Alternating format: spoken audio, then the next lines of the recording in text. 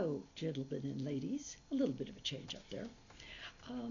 I am changing a little something here, and this video is in week 4. It was changed from week 5 because I realized that I want you to discuss poetry in your second meeting and have some fun with it. So I did a little bit of a change up. And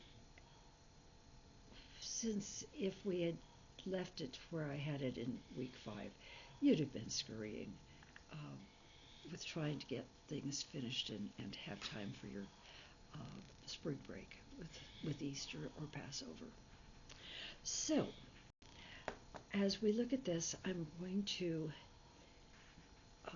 look at our to-do list, and you have a week video from this week, which we're doing right now, and then I want you to read all the material on teaching poetry and using figurative language, because figurative language and poetry just go hand in hand. Watch the videos on teaching poetry and the elements of poetry, and you should have a very strong start on the culminating project. And now, let's talk about the video, or your meeting. I want you to participate in the Zoom meeting between April 10th and April 13th. And the reason for that is so you have time to focus on it and be able to enjoy what you're doing instead of just being scurried with it. So, please, for the first half of your meeting, discuss the different types of poetry that are featured in the Writing Poetry Handbook and what levels you might introduce them. Think back to your children's literature class and your instructor's recommendations, because sometimes they have some really good ideas that you could bring into. Then, for the last 20 minutes or 30 minutes of your meeting, I'd like you to focus on doing what I was introduced to at Nebraska Writers Council project, I should say, many, many, many years ago as the Poetry Pub, or as Nebraska Reading Council calls it, the Poetry Slam. That's probably a little better title for your room, where each of you will choose a poem and read it aloud to the group. I really encourage you to do a poetry reading now and then in your classroom with your students so they can share a favorite poem. It works just as well as Reader's Theater for encouraging your students to practice reading aloud for the group. They will work hard on their fluency so that their poem flows nicely. I always served popcorn, donuts, cookies, and so on with a seasonal drink. I did these with primary kiddos as well as my middle schoolers. They sat on the reader's stool to share, and we called it a poetry slam. They could invite a guest, a parent, grandparent, or sometimes a younger brother or sister from, or a brother or sister from another class, if they liked. We always did it at the end of the day, so if it was a parent, they could ride home with that parent or grandparent instead of taking the bus. Nothing big or fancy, just fun. Now, I'm going to do a little bit of demonstration for you. And I'm using 2 Shel Silverstein books. The first one is Falling Up. And actually, I bought these in a set, oh gosh, many years ago. Actually through Nebraska Writer Conference. And this one is called Danny O'Dare. I'll try to get it so you can read it, so you can see it. Danny O'Dare, the dancing bear, ran away from the county fair. He ran right up to my back stair and thought he'd do some dancing there. He started jumping and skipping and kicking. He did a dance called the Funky Chicken. He did the polka, he did the twist. He bent himself into a pretzel, like this. He did the dog and the jitterbug. He did the jerk and the bunny hug. He did the waltz and the boogaloo. He did the hokey pokey too. He did the bop and the mashed potato. He did the split and the see you later. Bowing, and now he's down upon one knee, bowing oh so charmingly, and winking and smiling, it's easy to see. Danny O'Dare wants to dance with me. I love Shel Silverstein. He just has more fun things. This one, or these two, are from A Light in the Attic. And what did? What did the carrot say to the wheat? Let us rest. I'm feeling beat, B-E-T. What did the paper say to the pen? I feel all right, my friend. What did the teapot say to the chalk? Nothing, you silly. Teapots can't talk.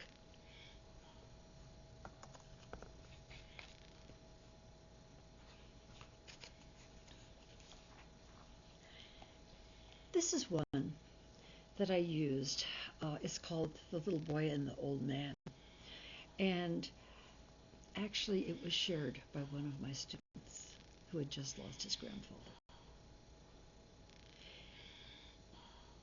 The little boy and the old man. Said the little boy, sometimes I drop my spoon. Said the little old man, I do that too. The little boy whispered, I wet my pants. I do that too, laughed the little old man. Said the little boy, I often cry. The old man nodded, so do I. But worst of all, said the boy, it seems, grown-ups don't pay attention to me. And he felt the warmth of a wrinkled old hand. I know what you mean, said the little old man. And now, I have a book that is not meant for you to use with your kids in the classroom. It's meant for you to share with your colleagues or just to enjoy yourself. Because so many, it's so real. I mean, it's written by a teacher. Poems in the voice, it's Rainbows, Headlights, and pea green tile. Poems in the voice of a classroom teacher, and written by Brod Baggart, and illustrated by Kim Donner. So this is one for you to enjoy. Library Gold. Jason Whitaker, a name destined for the record books. He's the fastest 12-year-old in the state, and some say he's headed for Olympic gold. But last week, he stood in my library and told me he hated to read. Books are for girls, he said, half serious, and headed for the track. So this morning in the hallway, I witnessed a small miracle when Jason, his head buried in a book, walked directly into a wall. I couldn't restrain a laugh, and hearing me, he proffered the book by way of explanation. It's the one you gave me last week, he stammered. I see that, I answered, and unable to resist, I added, and that one must be for boys. If someday Jason wins the gold, I'll cheer him proud and tall, but I'll cherish the memory of a boy with a book who walked into a wall. The one right next to it is called Black and Blue. And this one's a mite more serious. But I know that in your professional life, you're probably going to encounter something like this. Black and Blue. In 15 years as a school counselor, she had received lots of subpoenas.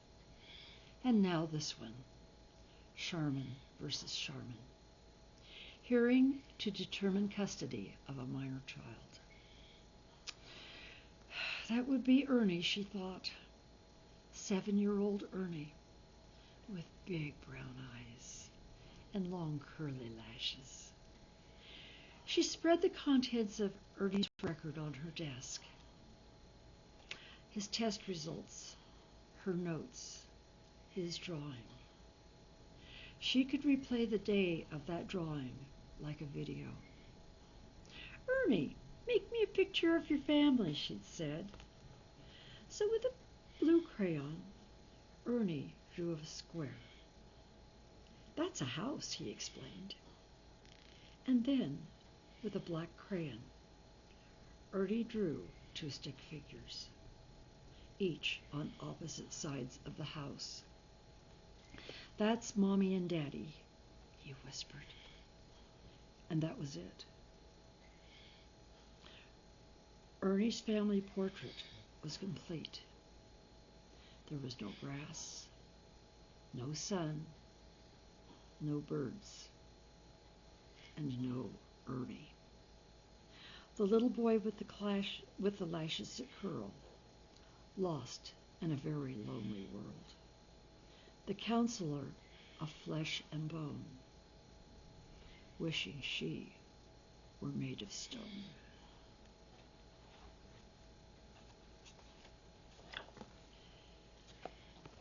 And going from that, the special ones.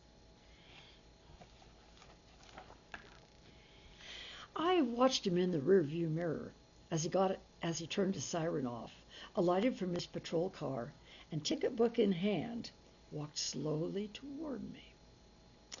That's when I recognized him. Virgil Jason Ryan. 16 years ago, I was Virgil's fourth grade teacher. The faculty called him Virg the Scourge and voted him the most likely to go to the penitentiary. And now he's a policeman, standing at the window of my car. He didn't get a word out of his mouth. "Virgil Ryan, how dare you?" I growled. "I caught you cheating in math. I caught you lying about your homework. I caught you smoking in the bathroom. And if I hadn't cut you some slack, you'd still be in fourth grade. And you're going to give me a ticket for rolling slowly through a stop sign." By now, I was out of the car, standing toe to toe and looking up at the bottom of his chin. As I lowered my voice to snarl, "Now you listen to me, Virg the Scourge, and you listen good. Close that ticket book and get back in your car, or I'll send you home with a note to your mother." "Mrs. Parker," he said, "is that you?" And he smiled. "I'm sorry, Mrs. Parker. I'll be good. I'll never do it again." Then he winked, gave me a hug, and laughed all the way back to his car. That Virgil, he was always one of the special ones. That being said, thank you. And I hope you enjoyed this, and I hope that you will take some time to enjoy some poetry. One or two per person, please, with your group. And practice, as I said, you're going to get kids who will practice this so it's fluent, and so they're not embarrassed, and so that you enjoy, and their audience enjoys the poetry. It works as well as readers' theater, and it's something you can do a few minutes at the end of a day on Friday. So enjoy, have fun, and I'm looking forward to viewing your videos of your number 2 Zoom meeting. Thank you. Have a good one. Bye.